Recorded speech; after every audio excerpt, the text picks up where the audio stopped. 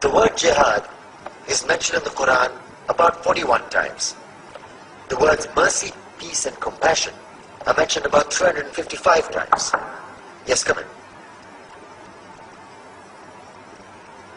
Come on in, Riaz. Sit down, please.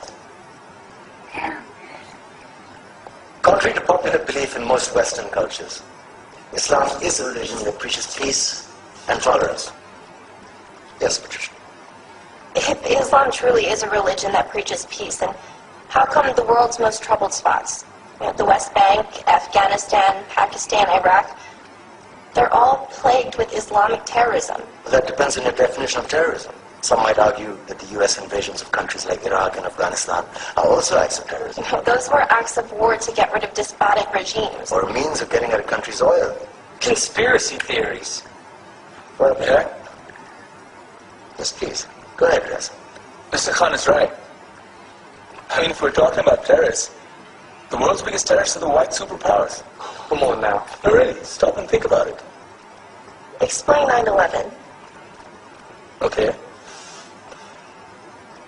Do you know how many people died in the Twin Towers strike? Around 3,000. And do you have any idea how many people died in the bombing of Afghanistan? Take a wild guess. More than 15,000 people died.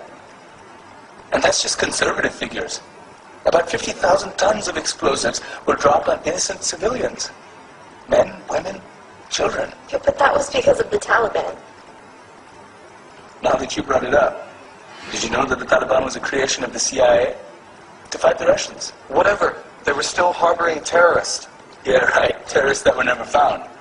Just like the weapons of mass destruction that were never found in Iraq. Do you want to get into the death toll in Iraq? 500,000 civilians and counting. And what do Britain and America say when they don't find these weapons? It's simple. They just say sorry. And still refuse to relinquish control of these countries. What are you trying to say? What I'm trying to say is that just because you're American, wear a fancy suit, and call yourself the president, doesn't make you any less of a terrorist. I'm saying that if you don't stop meddling in other people's countries, you will face a backlash. If Muslims like you feel that way, then why don't you get out of our country? We will. As soon as you promise to leave ours.